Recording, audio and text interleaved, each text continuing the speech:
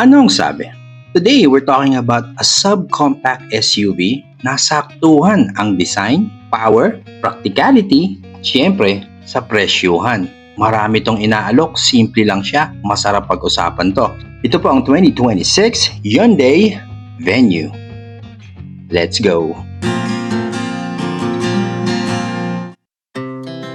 Our hearts beat to the city streets. We began to feel the fire. We rise like tall buildings as the chemicals they take us higher. The night's young and it's just begun as she puts her hand in mine. We wanna chase the night, wanna dance to the light. Kung di pa po kayo nagsasubscribe sa channel ko, please do consider subscribing and hit that like button. Maraming salamat po. Well, yun nga, if you're looking for a practical, stylish, city-friendly SUV na hindi sasakit ang bulsa mo, saktong-sakto po yung video na to para sa inyo.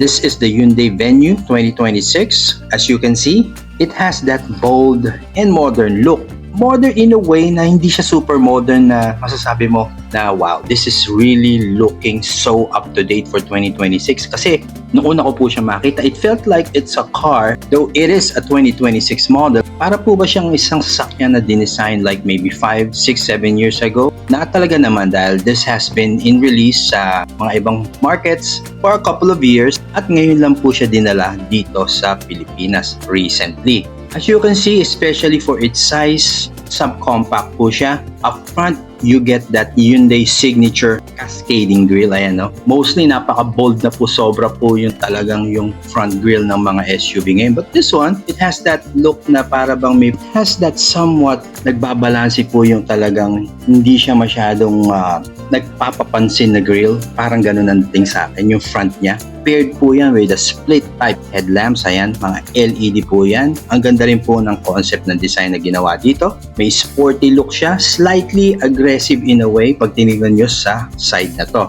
Now, isa po siyang maliit na SUV but it doesn't look cheap or basic. Para po ba siyang, kasi simple lang po siya eh. Pero hindi mo siya masasabi na napaka-basic naman ito. In fact, ang ganda po ng tindig niya. Malapad po siya. Andun din yung maganda dating niya from a distance. Ang ganda rin po ng kanyang tindig. Which makes it look more like a mini SUV rather than just a hatchback. Para bang nagtatalo yung isip mo, it's like hatchback ba to? Or mini SUV? So, para siyang nagko-cross dun sa dalawa na concept na yun. Sa gilid, malinis. Ayan, ang ganda po. Pati itong style ng gulong niya, the wheels, very nice po. Ayan, very up-to-date po. This one, very modern ang look. Pagdating dito sa likod, you'll notice yung malinis at simple. Very neat ang design niya.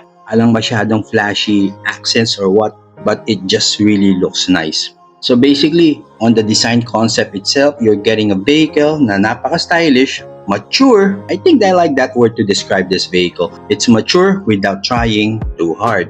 Now, punta na tayo sa kanyang engine. Under the hood, it has the typical 1.6-liter gas engine. May manual transmission, may automatic transmission variants po yan. Depende po sa trip nyo. I like it na ino-offer niya na meron siyang manual. I'm old school. I still like manuals. There is that connection to the car, to the engine. You feel that you're doing something na talagang skill, which is driving responsibly. Now, if you're buying this, you also will be thinking, comparing it to the Kia Sonet. Kasi Kia Sonet, same size, same category, nag-o-offer din po ang Kia Sonet ng manual transmission. Now, let's be real. Hindi po siya performance SUV. Sakto lang ang kanyang acceleration. Hindi siya ganun kabilis. Alam naman po natin yan. Power is just enough for city driving, long road trips. It feels smooth in traffic po. Pero kung saan po siya nagsha-shine, yung kanyang daily usability. Kasi in Metro Manila, stop and go traffic talaga most of the time. And this one handles that type of setup really well. Again, it's not built for speed but perfectly suited for daily commuting kahit ano pa sitwasyon mo sa traffic araw-araw. Now, pagpasok mo sa loob, it just really makes sense looking at this car or outside going inside. It offers this comfortable seating. 5, 4, super comfortable. Pag 5, kasya pa rin syempre. Surprisingly, spacious po siya. para sa size ng kanyang loob, the cabin. May cargo space ka sa likod, groceries, mga kailangan mo ilagay na gamit, mga weekend trips. Now, kasi compact po siya, ang maganda po dito, it's easier to drive sa mga hindi masyadong malapad na daan. Madaling i-park, syempre, tight spaces. Dahil maganda rin ang kanyang ground clearance, capable din siya sa mga iba't ibang klaseng kalsada dito sa Metro Manila. Kahit sa mga probinsya, iba't ibang kondisyon ng kalsada, mas na-handle po niya yan ng maayos. So basically, it's a vehicle, it's an SUV, it's built for real-world use, especially sa city like Metro Manila. Now, for its price, nakakatuwa po dito, it packs up a good amount of features. Yung talagang nakalagay dito na talagang magagamit mo. Depending po syempre sa variant na pipiliin nyo. Touchscreen infotainment system, look at that. May Apple CarPlay, Android Auto, reverse camera, meron to. Malaking tulong yan. Steering wheel console, automatic climate control on the higher trims po syempre. Meron siyang multiple airbags, ABS, EBD, standard na po yan, and stability control. Hindi po siya overloaded with tech,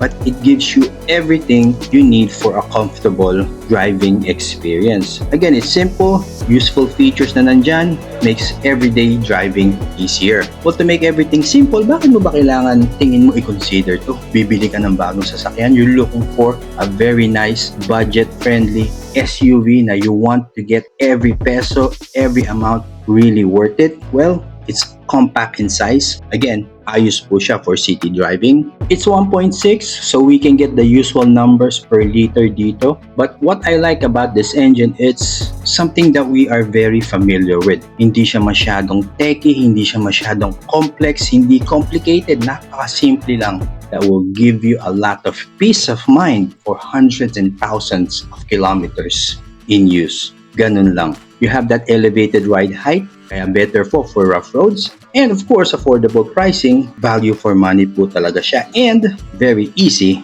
to maintain. Kung ikaw ay young professional, you're starting a small family, or just someone that's looking for a first car na gusto mo ay simple lang, walang masyadong angas o yabang, this is really a good choice. Speaking of choosing this one, ito po ang kanyang pricing. This is the Hyundai Venus SRP.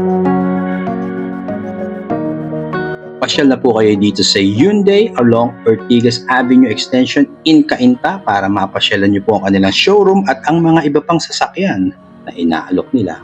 In every car, there are plus and minuses, pros and cons. This is not really a powerful SUV. It's very spacious pero hindi siya ganong kalaki if you're expecting something very spacious. Basic lang po. The interior, the materials na ginamit, yun talagang yun talagang mini-meet lang yung expectations mo. In a way, you don't expect something so extravagant na talagang mapapawaw ka. Wala po dito nun. So, kung naghahanap po kayo ng sporty or something really big, obvious naman na this is not the one for you. Pero, in all of that, what I can say is, sa pagtatapos, well, it may not be the fastest or the most luxurious SUV out there, but it delivers where it matters most. And that is daily usability, comfort, and of course, efficiency. And in a place like Metro Manila, those three things are very, very important. Ito po ang 2026 Hyundai Venue. If you found some value in this video, please do consider subscribing and hit that like button. Maraming salamat po. Drive safe always, and I'll see you on the next one.